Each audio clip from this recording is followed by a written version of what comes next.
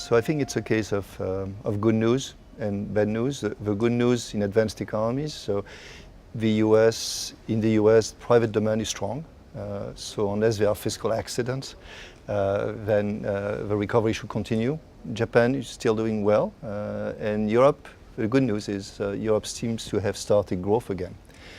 In emerging market economies, that's where the bad news is. And in many countries, growth has been lower than we expected and has declined quite a bit over the last 2 years.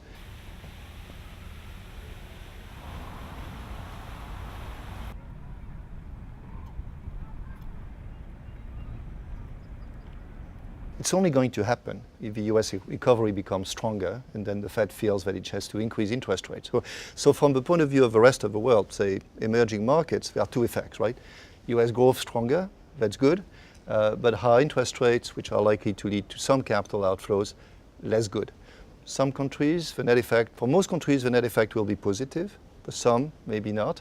So I think that's what we're looking forward for the next few years, right?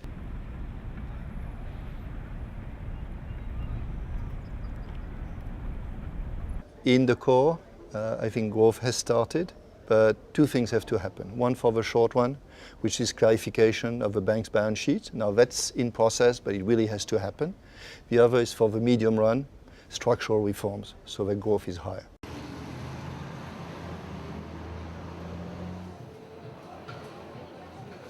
For the periphery, a bit less optimistic.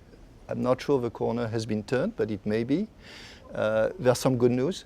On the export front, many of these countries are really increasing exports quite a bit. That's good news. But internal demand is still weak.